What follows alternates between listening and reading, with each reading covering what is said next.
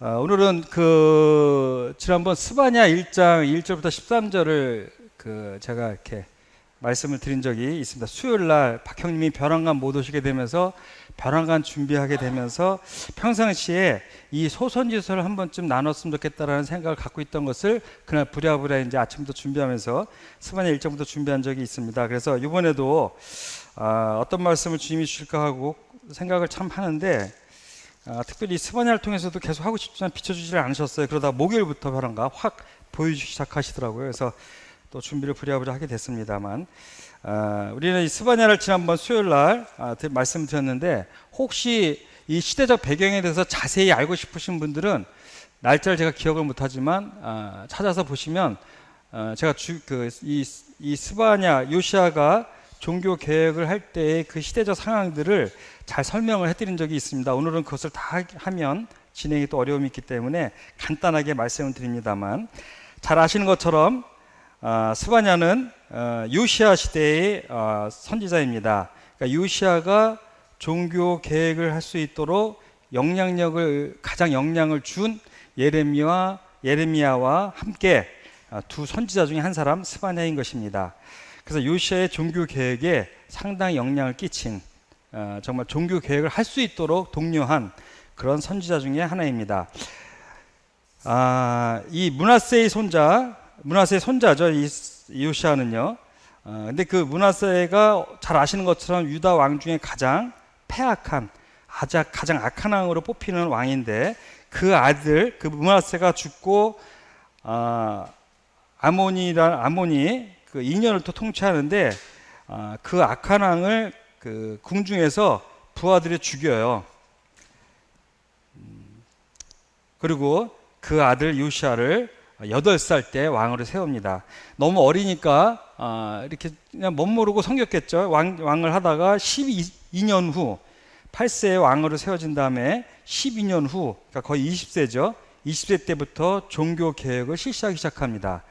그래서 우리가 잘 아는 것처럼 여호사밧, 히스기야, 요시야 이렇게 아주 영향력 있는 남북 왕국이 갈라진 다음에 가장 선한 왕으로 꼽히는 요시야, 예레미야 애가를 지었던 요시야, 예레미야가 너무 이 요시야가 죽은 다음에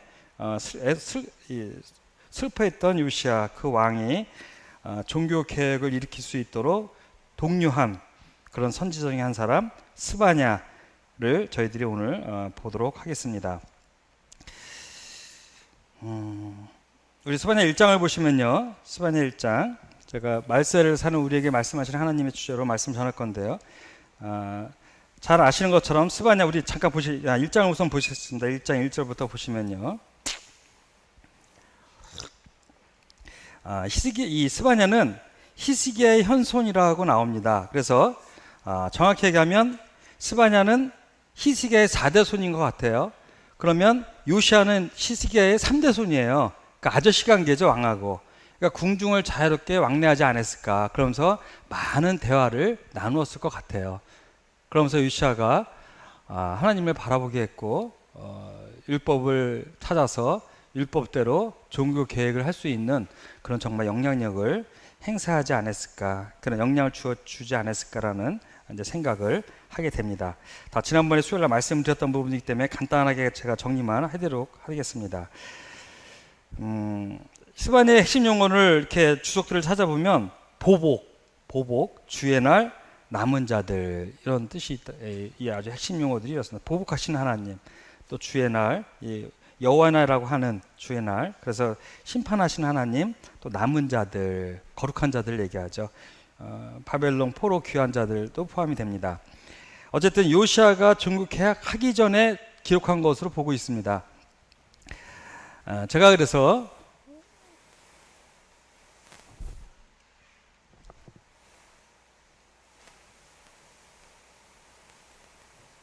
제가 그래서 좀 이렇게 참고하시라고, 잘 아시는 분들은 아시겠지만 유다 멸망을 앞둔, 정확히 얘기하면 30에서 40년 사이 이후의 왕들이에요. 여기 보면 므낫세 잘렸네죠. 왜 잘릴까 이게?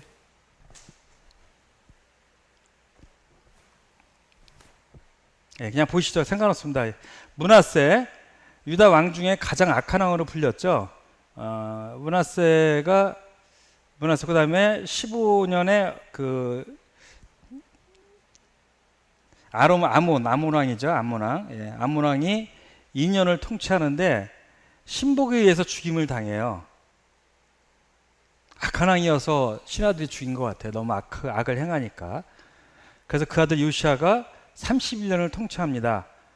그러니까 이 31년 중에 12년을 이제 이후에 그 종교개혁을 실시하니까 거의 20년 정도를 하죠. 근데 요시아가 잘 아시는 것처럼 애굽 왕 바로누고에 의해 죽임을 당하죠. 자, 그래서 그 신하들과 백성들이 그 아들, 왜 넷째 아들을 세웠는지에 대해서는 의견이 분분합니다만 넷째 아들 여호아스를 왕으로 세웠는데요. 3개월 만에 바로누고가 아수르에 패한 후에 돌아가면서, 근데 이때는 패했다기보다 약간의 승리를 거뒀다는 얘기들도 있는데 어쨌든 간에 아수르와 전쟁 후에 돌아가면서 이 여호아스를 세워져 있는 왕을 폐위시켜요. 3개월 만에 폐위시키고 바로누고에서 폐기가 되어져서 이 애굽 왕이 누굴 세웠냐면 여호아김, 요시아의 아들을 세워요. 이게 둘째 아들일 겁니다. 둘째 아들이 11년을 통치하는데 자기를 세운 애굽을 배반하고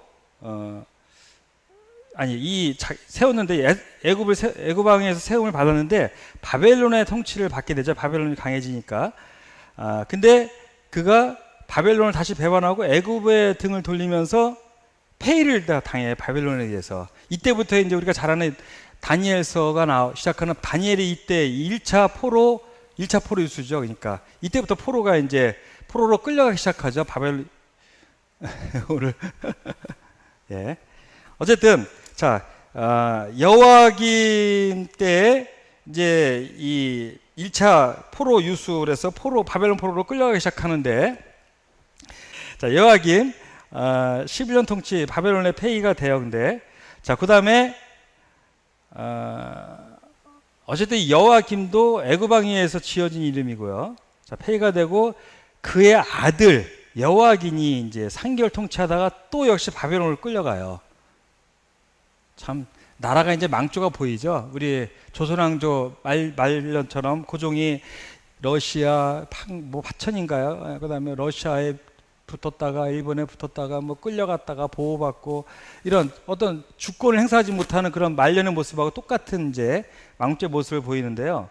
어쨌든 간에 끌려가고 3개월 후에, 근데 물론 여호와기는 나중에 세움을 받아서 바벨론 왕과 함께 식사하는 영광을 누리게 되죠. 그건 성경에 나오는 얘기니까. 어쨌든 간에 끌려갑니다. 자, 이게 이제 그 20대라는 뜻이에요. 20대의 마지막 왕 시드기야. 11년 통치 유다 마지막 왕으로 바벨론을 끌려가서 비참하게 끌려가죠. 여러 번 제가 말씀드렸습니다만 혀에 꼬챙이가 찍혀갖고 새꼬챙이로 찍어서 그걸 끌고 가는 이런 바벨론까지 거의 1000km로 기억을 하고 있는데, 유다에서 바벨론까지 아마 끌려갈 전에 죽지 않았을까 하는 생각도 들고, 성경에 나와 있지 않기 때문에 어쨌든 바벨론에서 죽었다라고 나와 있기 때문에 시드기야, 이런 게 이제 멸망을 앞둔 유다 왕들의 모습인데요. 동일한 공통점이 있죠. 요시아도 바벨론에게 죽음을 당하는데 여기에서 요시아가 하나님의 뜻을 거스려요. 그게 이제 실수예요. 아수르와 함께 바벨론의 남하를 막으러 가는 애굽 왕 바로누고가 마음에 들지 않았던 거예요. 그래서 바로누고를 막으려다가 바로누고가 그래서 하나님의 뜻으로 나는 가고 있다라고 얘기했지만 요시아는 그 말을 듣지 않고 전쟁을 벌였다가 결국 그에 의해 죽음을 당하죠.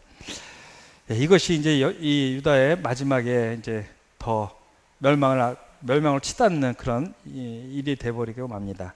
자, 어쨌든 이런 이 유다와의 마지막 모습들을 이제 보게 되는데요. 간단하게 좀 보면 하나 넘겨주시기 바랍니다. 예, 간단히 넘은 게 갈게요. 그냥 보면 모든 제사장들의 우르머리들과 백성도 크게 범죄해. 이 성전에서 범죄를 행위를 하는 거예요. 여러 우상들을 섬기고 이제 그런 거를 얘기합니다. 그래서 어쨌든 또 그다음에 보면 하나님께서는 여전히 이 메시지도 같은 영향이죠. 그의 백성과 그 거하시는 곳을 아끼사 부지런히 그의 사신들을 그 백성에게 보내었다라고 얘기했습니다. 지금도 여전히 많은 강단에서 말씀들이 들려지고 있고요. 이 말씀들이 영향력을 잃어가고 있다는 얘기예요. 지금은 선지자가 없으니까요. 예언의 은사가 지금은 이 강단 사역에서 이루어지고 있습니다. 자, 그런데 그것들이 꾸준하게 매주 말씀이 들어지고 있고 수요일마다 또 성경을 보고 있지만 그것이 영향력을 상실해 가고 있는 시대에 살고 있습니다. 자, 백성이 하나님의 사신들을 말씀을 결국 비웃었다는 얘기예요. 그렇죠? 멸시하며 욕하여 여호와의 진노를 그의 백성이 미치게 하여 회복할 수 없게 하였으므로. 자, 이것이 마지막의 모습입니다. 그래서 사사기의 모습처럼 범죄, 징계, 회개, 구원, 재타락, 멸망. 자, 이제는 이것이 반복되다가 요쯤에 와 있는 거죠. 멸망에. 이게 이스라엘의 역사이고 또 우리의 역사입니다. 이스라엘만의 역사인가요? 우리도 똑같죠. 우리 개인적으로 주님 찾다가 범죄하면 징계받고 회개하고 다시 주님의 자비를 받게 되고 또 시간이 지나면 재타락하게 되고 이것이 우리의 삶이잖아요. 그렇죠? 이스라엘 역사이면서 우리의 삶을 얘기하고 있죠. 하나님께서는요, 이 징계와 심판 이거를 적절히 잘 사용하셔서 우리를 회복시키시고 우리를 구원하시게 하시고 우리를 성숙하게 하시는 것들을 보게 됩니다. 또 우리가 그래서 이 스바냐 1절을 읽었고 2절을 보시면 여호와께서 이르시되 내가 땅의 모든 것을 진멸하리라 그러세요. 서신서의 시작 이 스바냐를 자세하게 설명을 해요. 이렇게 자세하게 이 인물을 소개하는 성경도 드문데 이것을 아마 요시아와의 관계를 이제 보여주기 위해서 이렇게 한 것 같고요. 어쨌든 본문이 시작하자마자 바로 뭐를 얘기하나요? 진멸하리라. 심판을 얘기하고 계세요. 근데 제가 한번 더 찾아봤어요. 그래서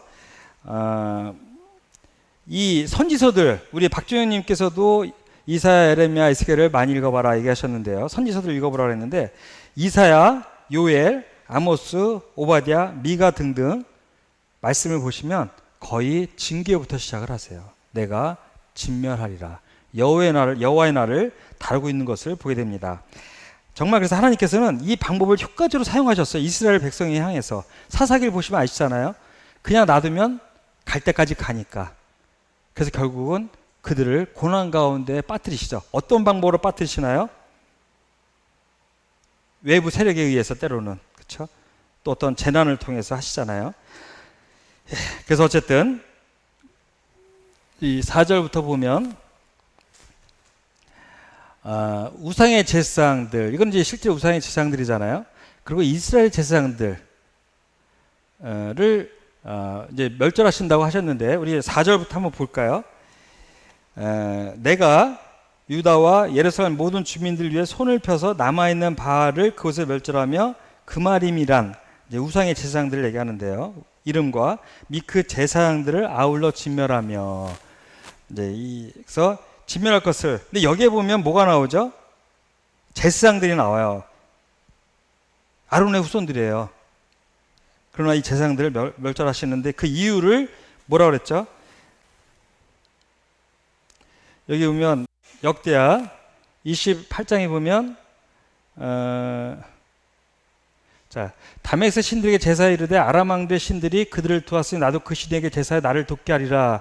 아하스 왕이 하는 행태인데 그 신이 아하스와 온 이스라엘을 망하게 하였더라. 우리가 하나님을 섬기지 않고 다른 우상들을 섬겼을 때 결과를 성경은 명확하게 얘기를 하고 있습니다. 망한다. 박종희님이 그런 얘기 하셨잖아요. 하나님을 신뢰하면 풍요롭게 하신다. 내가 보증한다. 그렇죠? 동일하게 제가 보증합니다. 다른 신을 섬기는 성도들은요, 또 세상은 결과는 뭐죠? 망한다예요, 망한다.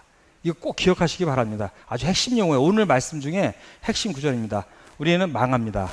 성도들이 하나님을 추구하지 않고 세상을 추구하면, 세상을 바라보고 세상을 의지하면 망합니다. 제가 이건 보증합니다. 성경에 있기 때문에 기억하시기 바랍니다. 자, 그래서 하나님의 전의 기구들을 부수고 요시아가 문들을 닫고 아하스가 이제 이 기구들을 부수는 거 나와요. 부수죠. 문들을 닫고 구석마다 우상 제단을 쌓았죠. 그리고 각 성읍에 산당을 세웠어요. 그래서 결과는 여호와를 진노하게 하였더라. 망하는 거죠. 하나님을 건드렸으니까, 그렇죠? 살아남을 수가 없죠. 그러면서 이제 좀 전에 우리 이 열왕기하 23장 5절 9절 지난번 수요일 이거 다 말씀드린 건데 이제 요시야 왕이 개혁을 할 때 모든 성읍과 예루살렘 주의 산당들을 폐하고 우상을 섬기게 한 제사장들을 폐하며, 그리고 여기서 보면 여호와의 성전 가운데 남창의 집, 이제 차마 언급할 수 없는 말들이 성경에는 기록이 되어 있습니다. 감히 하나님의 성전에 남창의 집을 지었었고요. 또 여기 보면 아세라를 위하여 휘장을 짜는 처소, 아세라라는 우상을 섬기기 위해 휘장을 짜는 처소를 삼았어요. 성전 안에 지었던 거죠. 근데 문제는 뭐냐면 각 성읍에서 모든 제사장을 불러 모으고 제사장이 분양하던 산당을 게바에서부터 브에세바, 뭔 얘기죠? 유다 전 지역을 얘기하고 있죠. 유다 전 지역을 게바에서 브엘사바까지 더럽게 하고 또 성문의 산당들을 헐어버렸으니. 그래서 자, 산당의 제사장들은 예루살렘 여호와의 제단에 올라가지 못하고 다만 형제 중에서 무기용을 먹을 뿐이더라. 이 말이 무슨 말입니까?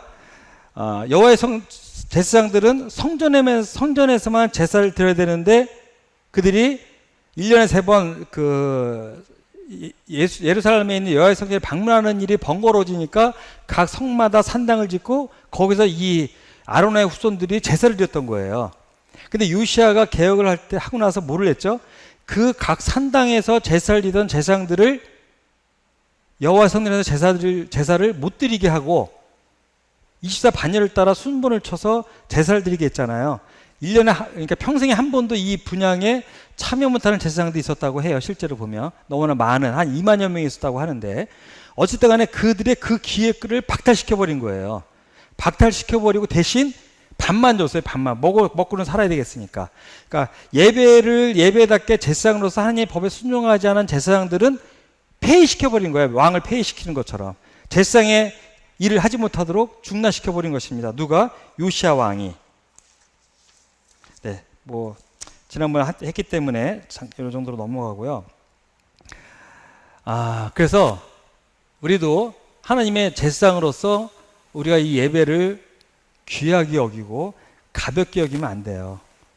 제사장으로서의 역할을 잘 감당하셔야 돼요.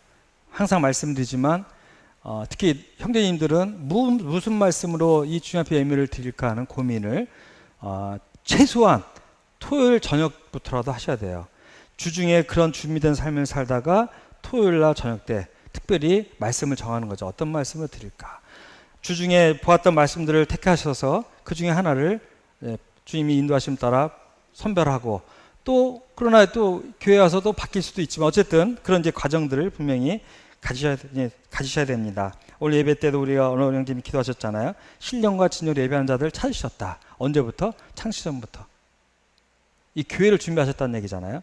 그렇죠? 네. 자, 그다음에 6절을 보면 여호와를 배반하고 따르지 아니한 자들과 여호와를 찾지도 아니하며 구하지도 아니한 자를 멸절하고, 이 스바냐 6절이죠. 1장 6절이죠. 우리 책을 한번 보시기 바랍니다. 6절은 이제 찾지도 아니하며 구하지 아니한 자를 멸절하였다. 근데 수요일도 잠깐 말씀드렸습니다만 우리가 환경적으로 물리적으로 어렵지 않으면 여호와를 찾지를 안 해요. 하나님 아버지를 찾지를 않는다는 얘기죠. 그렇죠? 기도하지 않아요. 말씀을 봐도 밋밋해요. 뜨거움이 없어져요.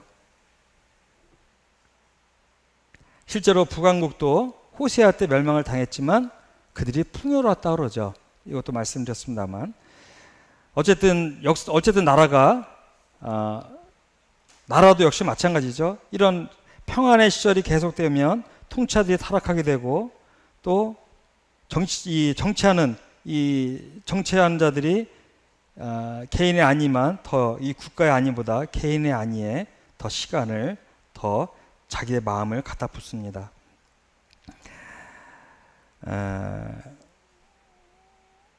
물질적 풍요와 함께 오는 이 영적 빈곤일 때 우리는 더 하나님을 찾아야 할 것입니다. 이 코로나가 이 개신교를 지금 무너뜨리고 있어요. 실제로 교회, 이 개신교, 일반 기성교회들은 점점 어려움을 겪고 있습니다. 우리 모임에 예외가 있기 때문에 그래도 그 중심이 되어져서 지금까지 지탱을 하고 있지만 모임들도 박주님이 지난번 물어보니까 그런 얘기를 하시더라고요. 모임들도 많이 어려움을 겪고 있다. 물론 우리도 그래요. 벌써 습관적으로 이렇게 오자는 분들이 계시고 있습니다. 이런 부분들. 그래서 이런 영적 빈곤일 때 두려움을 가지시고 기도하셔야 돼요. 성경이 밋밋해지나요? 성경이 정말 점점 뭔가 전처럼 새롭지 않으신가요? 내 마음이 뭔가 덤덤해지나요? 절규하셔야 돼요. 애통하셔야 돼요. 애통한 자는 복이 있다고 하지 않으셨습니까? 정말 애통하셔야 돼요. 말세일수록 더 주님 앞에 간절히 나아가셔야 돼요. 저도 수없이 그렇게 애통하고 있습니다. 제 마음에 조금이라도 둔해지는 걸 느껴지면 또 간절히 기도해요. 주님, 제 영이 새롭게 해달라고.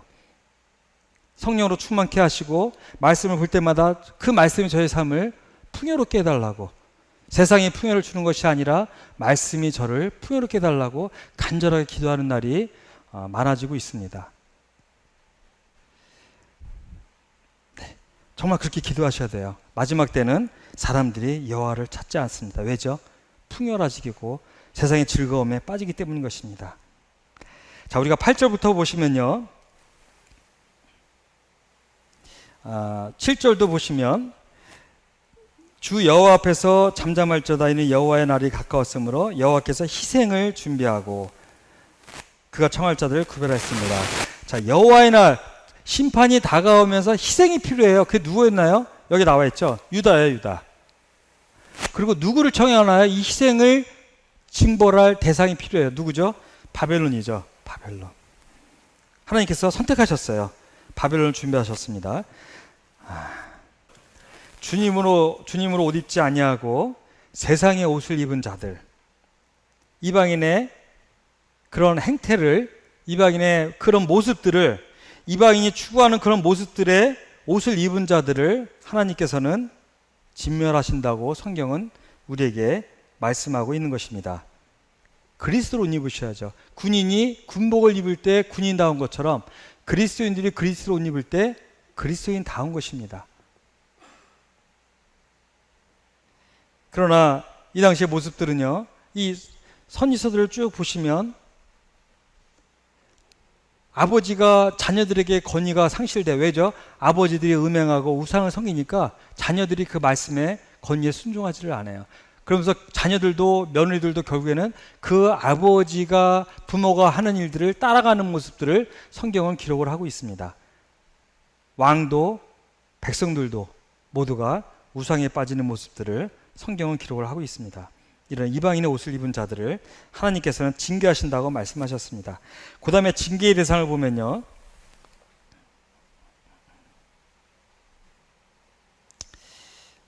잠깐 이 왕족들 얘기도 나오는데, 우리 박정희님도 지난번에 그 얘기를 하셨죠. 박정희님께서 수요일날 마지막 때에는 통치자들이 나라의 안위보다 자신들의 안위를, 또 당들은 나라의 안위보다 자신의 당리 당략을 추구하게 된다. 근데 이것이 전 세계적인 흐름인 것입니다. 그렇죠? 제가 거듭 몇 번 말씀드렸습니다만 전 세계들은 포퓰리즘에 빠져서 재정을 무한대로 사용하다 보니, 이 재정을 절제하지 못하고 사용하다 보니 다른 팬데믹이 왔을 때 쓸 여력이 없습니다. 지금 경제학자들이 걱정하는 게 그거예요.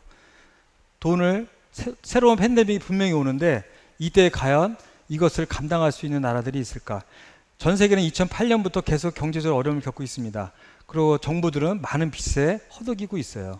2008년부터. 근데 코로나가 그것을 더 부추기고 있어요. 우리나라도 이제 점점 60%죠. 이 빚이, 나라 빚이. 그러니까 GDP의 60%, 40%였는데 거의 60%에 육박을 하고 있죠. 50%에서 60%에 육박을 하고 있죠. 자, 이런 어려움들을 거의 천조의 빚이 있다고 제가 기억을 하고 있는데, 어쨌든 이런 빚에 점점 이제 어려움을 겪고 있습니다.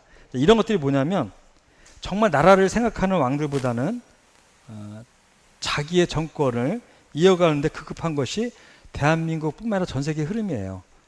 자, 이런 어려움들을 겪고 있는데 하나님께서 그들을 심판할 것을 말씀하고 있습니다. 어쨌든 또 구절을 보시면요, 여기서는 또 다른 부류를 얘기하고 있는데요, 징계의 대상이 누군가요?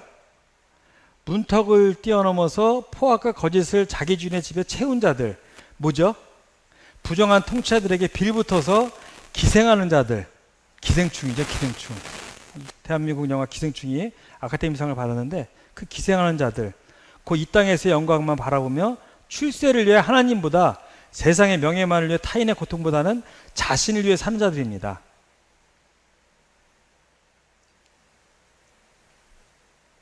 이 땅에서 영광만 바라보며 출세를 위해 사는 자들, 하나님을 섬김보다, 하나님의 영광보다 자신의 영광, 자신의 명예,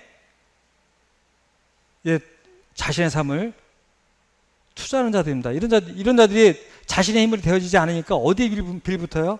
통치자들에게, 권력자들에게, 부한자들에게 빌붙어서 살아가는 자들을 성경은 꼬집어서 말씀하고 계세요. 문턱, 이웃의 문턱을 뛰어넘어서 포악과 거짓을 자기 주인, 정의가 없고 정의가 없는 사회입니다.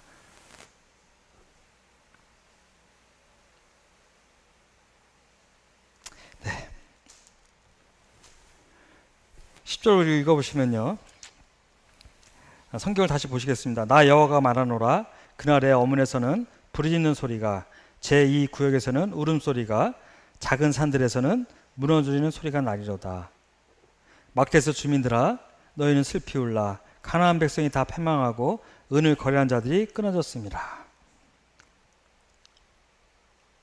여기 보시면 여러 어려운 구절들이 나와서 제가 좀 설명을 달아놨습니다만, 어문, 예루살렘 성의 한 북쪽에 있는 문이죠. 어문은 뭐죠? 이게 고기를 의미하잖아요. 그래서 성 북쪽에 위치한 문으로 요단강이나 갈릴리 호수와 지중해에서 잡은 물고기들이 상인들을 통해 들어오던 장소가 어문입니다. 북쪽에 있는 갈릴리 호수가 북쪽에 있으니까요, 그렇죠? 자, 어문이고요. 제2구역은 뭐죠? 예루살렘 성 북쪽 변두리에 건설된 신시가지, 대한민국으로 치면 강남이에요, 강남.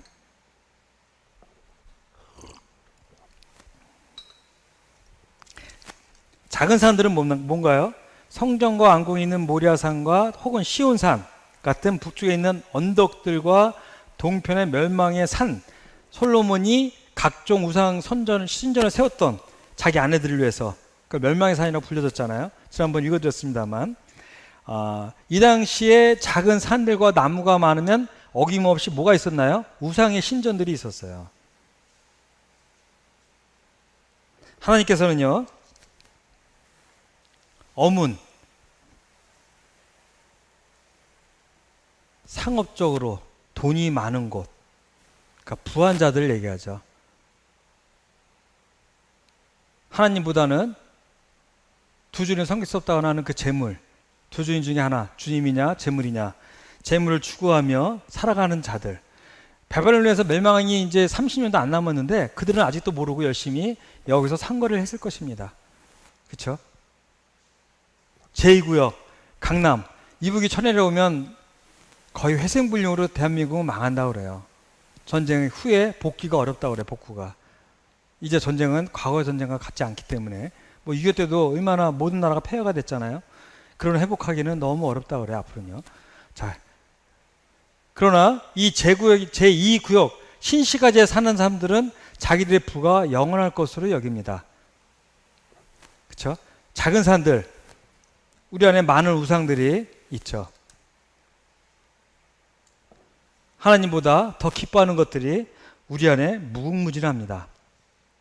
세상이 발전하면서 특히 이 게임 산업도 엄청나게 발전을 하고 있는데, 제가 게임을 하는 것을 문제 삼는 것이 절대 아닙니다. 단지 뭐가 문제죠? 항상 말씀드리잖아요. 절제되지 않은 것들이 문제죠. 코로나로 인해서 사람들이 나오지 못하면서 발전하는 산업들이 하나가 뭐죠? 게임 산업과 넷플릭스, 영화 산업이에요, 영화 산업. 그래서 계속 새로운 업체가 등장해요. 그래서 넷플릭스도 도전을 받고 있는 업체들이 생기더라고요, 보니까. 넷플릭스 혹시 모르는 분들 계시죠? 정말 거룩하셔서 영화를 안 보셔서. 넷플릭스가 영화를 보는 그런 사이트예요. 돈을 한 달에 얼마 내면 자유롭게 뭐 수만 가지가 있다고 들었는데 잘 모르겠습니다만. 그래서 많은 사람들이 영화를 고르다가 선택을 못하고 잠을 잔대요. 네, 그 정도로 영화가 많이 있다고 그래요. 이런 넷플릭스 영화 산업 같은 이런 영화 산업들이 발전을 하고 있어요. 왜 지금 이 전자산업 쪽에 보면요, 자동차들 반도체가 없어서 생산을 못한다는 얘기 뉴스에서 가끔 들으셨죠? 가전은요, 요즘에 세일을 거의 안 하고 있을 거예요, 아마. 왠지 아십니까? 반도체가 없어서 TV를 많이 못 만들고 있어요. 노트북도 마찬가지예요. 코로나가 관광산업이나 이런 자영업자들은 어렵게 했지만 이런 산업들은 발전을 시키고 있어요. 왜냐하면 사람들이 나가지 못하면서 TV도 좀 더 큰 거로 사고, 영화를 봐야 되니까. 그래서 자동차에 반도체가 없어서 잘 못 만들듯이 산업계에서도 반도체가 없어서, 한 예로요, 반도체가 한 요만한 것들이 많거든요. 800원 하던 것이 지금 10,000원까지 올라갔어요. 상상이 되십니까? 조그만 가전제품 하나 팔아봐야 10,000원도 안 남는데 그 IC 하나가 제품값이 넘어가고 있어요. 그것도 없어서 못 만들어요. 그래서 조그만 지금 이 조그만 전자업체들은 문을 닫아버리고 있어요. 지금 만들면 손해니까. 이런 기이한 현상이 나오는 이유가 뭡니까? 사람들이 영화를 많이 보기 시작했어요. 우리 혹시 성도님들 집에서 있는 시간 중에 영화 보는 시간이 많으신가요? 이것도 문제예요. 저도 가끔은 봅니다만 절제를 위해서 노력을 하고 있습니다. 한 편을 다 본 적이 별로 없어요. 한 2-3번 나눠서 봐요.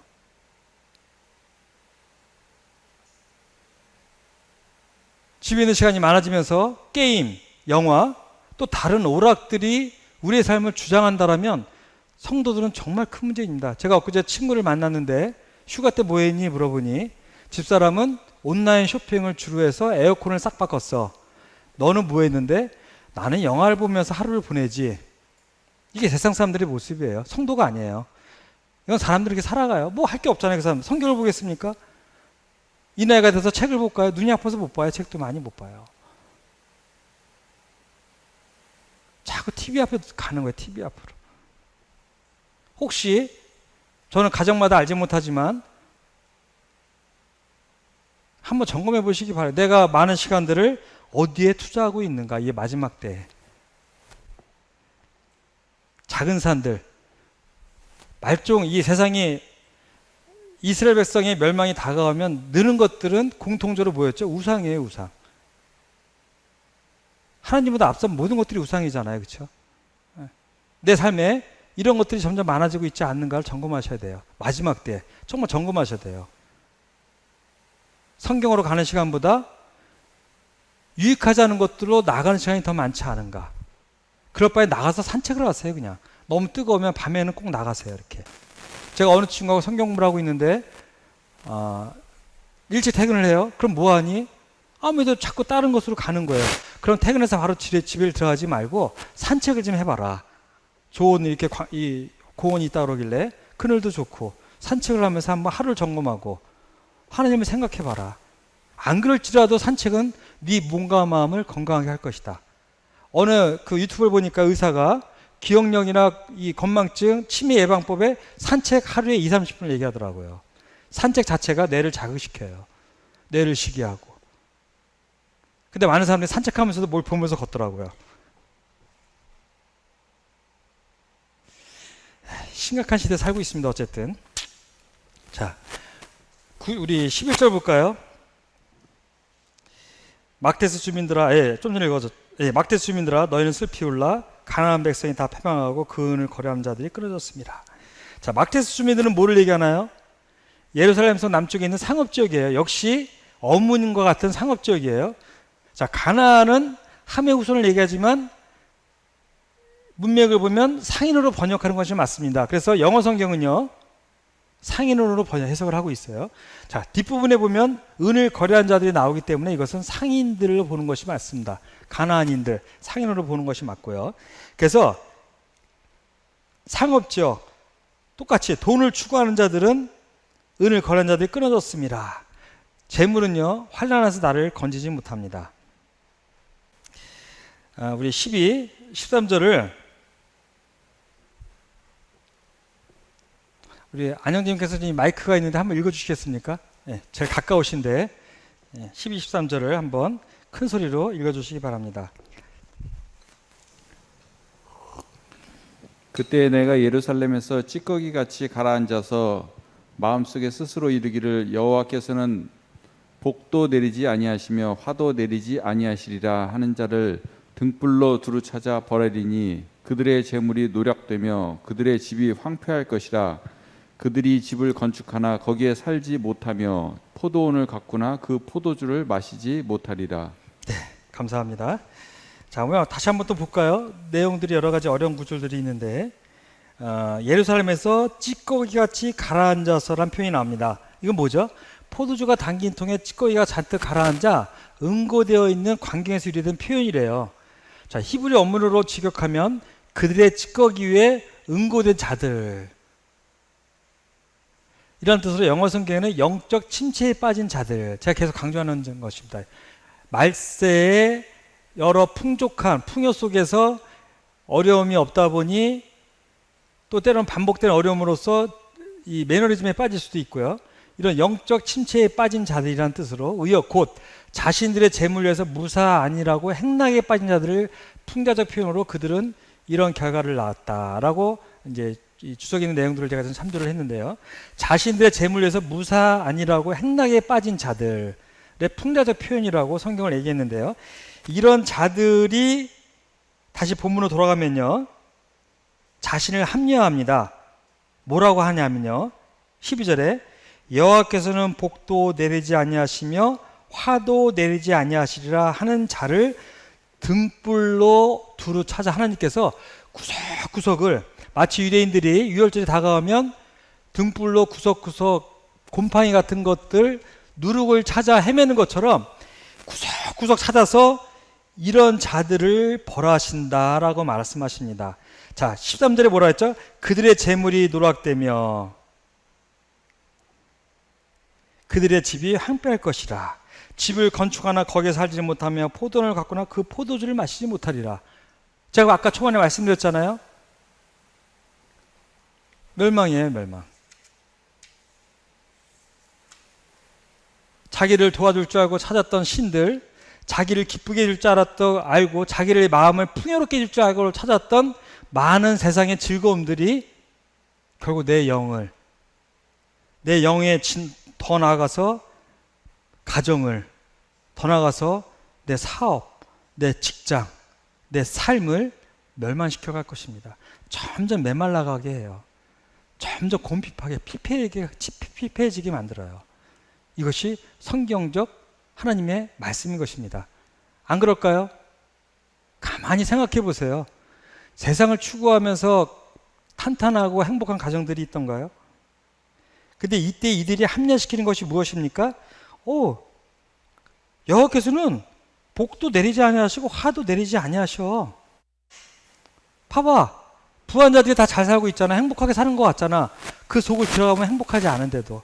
우리 말라기서 한번 볼까요? 말라기서 3장을 보면요, 말라기서 3장 13절부터 보시면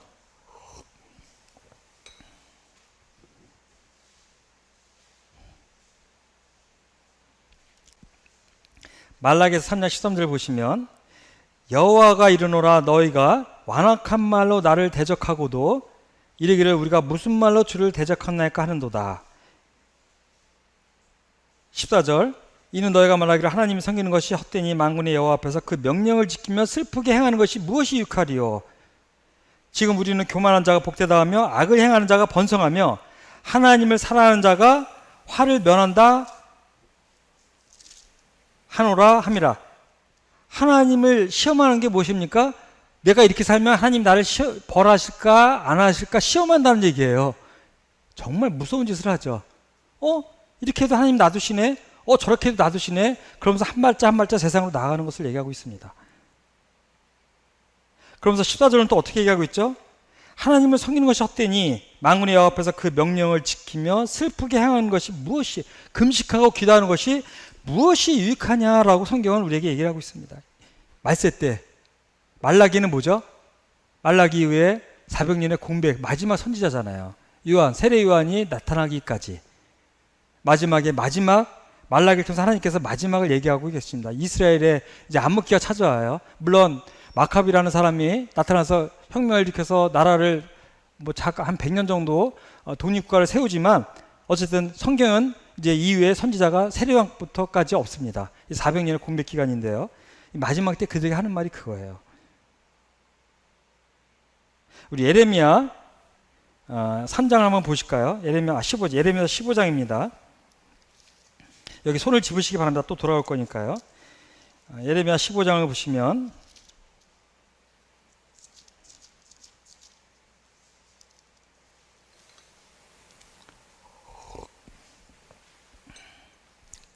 (16, 17절) 이것도 한번 우리 안영진 한번 읽어주시겠습니까? 예.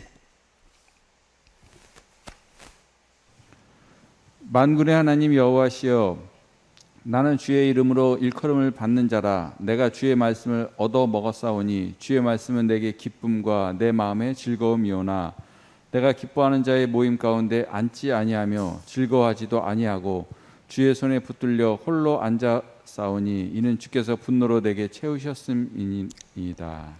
자, 여기 말씀 보면 16절에 보시면 뭐라고 나와 있죠?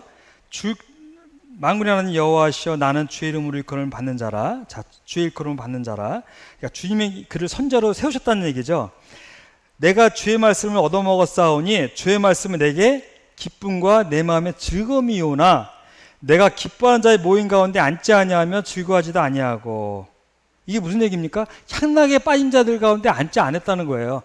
세상의 기쁨을 추구하지 않았다는 것입니다. 포도주로 즐거워하는 자들, 유다 땅에도 그런 사람들이 많았으니까요. 내가 그들 가운데 앉지 아니하고 즐거워하지도 아니했다. 내가 세상 것으로 내 마음의 즐거움을 추구하지 않았다는 것을 얘기하고 있습니다. 단지 주의 손에 붙들려 홀로 앉았사오니 이는 주께서 분노로 내게 채우셨음이니이다. 이 유다 백성에 대한 그 애통하는 마음을 얘기하고 있는 거예요. 그들의 범죄를 보면서 그들의 그 추구하는 즐거움들을 보면서 우리는 애통해야 되는데 도리어 그것을 따라가요. 성도들이. 그런 모습을 보면서 저렇게 살면 안 되는데 라고 애통해하지 않고 오히려 따라가요. 그렇게. 누가? 우리가. 제가 시편에서도 읽어드렸습니다만 오늘 예배 시간에 찾아보시기 바랍니다. 제가 읽어드릴게요. 주께서 내 마음에 두신 기쁨은 그들의 곡식과 새 포도주가 풍성할 때보다 더하니이다. 말씀의 기쁨은 포도주보다 더하다는 얘기예요. 술은요? 그때뿐이에요. 게임 좋아하시죠? 영화 좋아하시죠? 그때뿐이에요. 안 그런가요? 혹시 이 가운데 이 말씀을 온라인 듣는 분들 가운데서도 말씀을 아무리 봐도 영화보다 재미없다고 하는 분들이 마음속에 그런 생각을 하신 분들이 있다면 제가 다 놓고 말씀을 드리는데 심각한 병에 빠진 것입니다. 아주 심각해요. 물론 저도 가끔은 말씀이 밋밋할 때가 있어요. 그러면 간절히 기도합니다. 주여, 제가 요즘에 말씀이 예전 같지 않습니다. 그러면 하루가 안 걸려요. 이 기도는요. 다른 기도는 때로 2년 3년이 걸려도 응답을 안 하시는데요, 이런 기도는 바로바로 들어주세요. 왜 들었는지 아세요? 하나님의 뜻에 맞는 기도를 했기 때문이에요. 저는 이런 기도를 드리고 일주일 이상 가본 적이 없어요. 이틀도 안 가요. 다음날 저녁 때 절기하고 자면 다음날 아침에 말씀이 달라져요. 하나님은 정말 욕심쟁이신 것 같아요. 어떤 분을 보면 자기만 바라보라고 하시는 거예요. 자기만.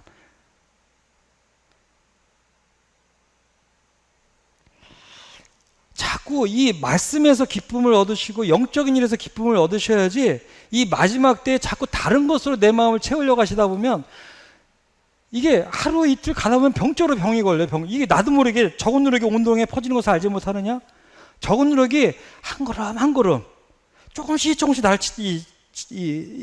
침해해 가요. 잠식해 가요. 그걸 알지 못해요, 우리들이요. 정말 심각해요, 제가 볼 때.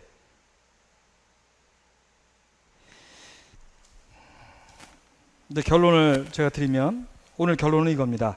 자신의 삶을 한번 돌아보자. 우리 모두, 저부터 자신의 삶을 한번 돌아보자.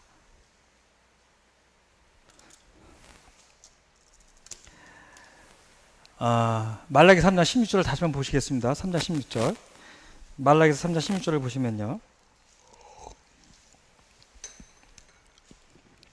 그때 여호와를 경외하는 자들이 피차의 말하매 여호와께서 그것을 분명히 들으시고, 이 피차의 말함이라는 무슨 말이냐면요, 우리 히브리서 3장 한번 찾아볼게요. 손을 집으시고요. 히브리서 3장 13절을 보시면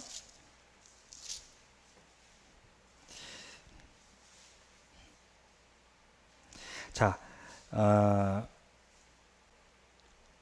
오늘이라 일컫는 동안에 매일, 자, 히브리서 이 수신자들은 핍박 가운데 있는 성도들 얘기하고 있잖아요. 초대교회 성도들, 유다인들 특히. 오늘이라 일컫는 동안에 매일 피차 겉면하여 너 중에 누구든지 죄의 유혹으로 완고하게 되지 않도록 하라. 피차 겉면에서 너희 중에 누구든지 죄의 유혹으로 다시 이스라엘 백성의 총회 가운데 돌아가고 싶은 욕망, 이 그리스도 살아가는 이 어려움을 맨날 피하고 다시 이 모든 것을 버리고 유대교로 돌아가고자 하는 이 유혹, 다시 세상으로 나가려는 저 영문안 예루살렘 섬으로 돌아가려고 하는 그 영문 안으로 다시 돌아가려고 하는 그 유혹으로 완고하게 되지 말도록 하라. 이렇게 교훈하고 있어요.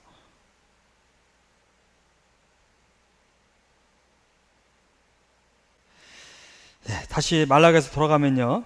자, 이걸 얘기해요. 피차에 말하며. 피차에 자꾸 권하려는 거예요. 피차에 붙들어주고 권면하면서 우리가 어떤 삶을 살아야 할지를 격려해 주는 거예요. 마지막 때.